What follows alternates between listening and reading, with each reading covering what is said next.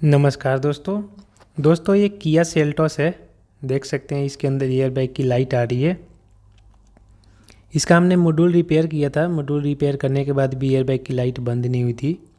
Actually हुआ क्या था, कस्टमर को ना सीट बेल्ट नया नहीं मिला था, तो उन्होंने पुराना वाले को ही रिपेयर करवा लिया था। अब पुराना वाले को एक्चुअली क्या, जब भी रिपेयर करवाते हैं तो उसमें दो प्रकार से रिपेयर होता है। एक तो नॉर्मली उसके अंदर खोल के गोली वगैरह निकाल देते हैं, उस कंडीशन में भी झटका मारेगा। बट जो बिल्कुल जैसे गाड़ी एक्सीडेंट होगी, जो बिल्कुल लॉक हो जाता है, वो लॉक नहीं होगा।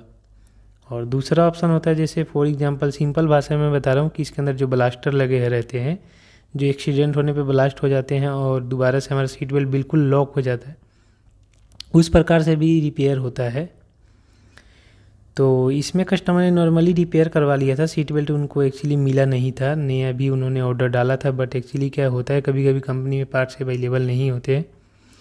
तो ये देखिए हमारे पास गाड़ी आई थी, हमने इसके अंदर रजिस्टेंस लगाया था। इस प्रकार से आप भी रजिस्टेंस लगा सकते हैं। ये देखिए ये मोटर का कपलर है, इसी में ये दो तार वाला जो कपलर है यहाँ पे लगता है। तो कभी भी अगर सीट बेल्ट का कोड आता है, एयरबैग का काम करते हैं, अगर सीट बेल्ट रिपेयर कर लेते हैं, नया नहीं मिलता है, रिपेयर करवा लेते हैं, उस कंडीशन में ये आप ये रजिस्टेंस लगा के इस प्रकार से भी काम कर सकते हैं। ध्यान रहे सीट बेल्ट कम से कम इतना चालू होना चाहिए कि हल्का सा झटका मारने पे लॉक हो, उस कंडीशन में भी चलता है। एक्चुअली क्या है, पुराने मॉडल काफ़ी गाड़ी आई है, जैसे क्रेटा हो गई, ऑल्टो हो गई, मारुति की भी काफ़ी गाड़ी है जिसके अंदर सीट बेल्ट के अंदर सेंसर नहीं है, मतलब ब्लास्टर नहीं लगा हुआ है। क्योंकि जब गाड़ी एक्सीडेंट होती है तो वो सीट बेल्ट लॉक नहीं होगा, झटका वाला फंक्शन काम करेगा बट लॉक नहीं होगा। तो ये देखिए इसमें हम रजिस्टेंस लगा रहे हैं।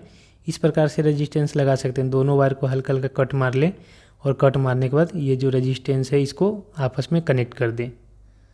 दोनों हिस्सा जो है, एक इधर और एक इस साइड में, दोनों कनेक्ट कर दें। इस प्रकार से भी काम हो जाता है।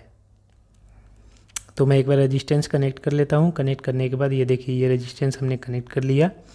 कनेक्ट करने के बाद मैं आपको एक बार डीटीसी भी चेक करा दूंगा। लाइट भी हमारी बंद हो गई थी, हमने चेक कर लिया था। ये पैसेंजर का था और ये ड्राइवर वाला है। ये ड्राइवर का है जो अभी आप वीडियो में देख रहे हैं। तो इस प्रकार से आप यू बना करके भी लगा सकते हैं, बट यू वाला क्या है, एक्चुअली क्या हिल जाता है। और इस प्रकार से तार को हल्का हल्का कट मार के लगाएंगे, उस कंडीशन में भी काम करता है। दोबारा से एयरबैग एक्टिवेट हो जाता है, काम भी करेगा एयरबैग। बट इस कंडीशन में अगर काम करते हैं तो कस्टमर को बता दें। अब होता है कि जो भी काम करना चाहिए सच्चाई के साथ करना चाहिए, कोई भी अगर कमी है तो बता दो। वैसे इससे भी कोई माइनस पॉइंट नहीं है, दोबारा झटका मारने पे ये लॉक होगा, बिल्कुल जो जाम वाला लॉक होता है वो नहीं होगा। तो देखिए हमारी एयरबैग की लाइट बंद हो गई है। फॉल्ट को मैं डिलीट कर देता हूँ। तो दोस्तों आज के वीडियो में हमने देखा कि कभी भी सीट बेल्ट अगर रिपेयर करवाते हैं तो उस कंडीशन में किस प्रकार से ट्रबल कोड के ऊपर काम करें। अब देखिए जितने भी फॉल्ट है वो हिस्ट्री में चला गया है। अब हम फॉल्ट को डिलीट कर देंगे, लाइट भी हमारी बंद हो गई है। तो थैंक यू सो मच दोस्तों। अगर आपको भी किसी गाड़ी का एयर बैग मॉड्यूल रिपेयरिंग या रीसेट कराना है तो आप हमारे से संपर्क कर सकते हैं।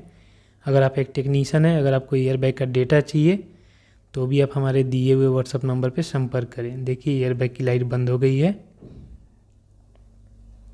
जनरली जब भी चाबी ऑन करेंगे, चाबी ऑन करने के बाद 8 से 10 सेकंड बाद लाइट बंद हो जाती है।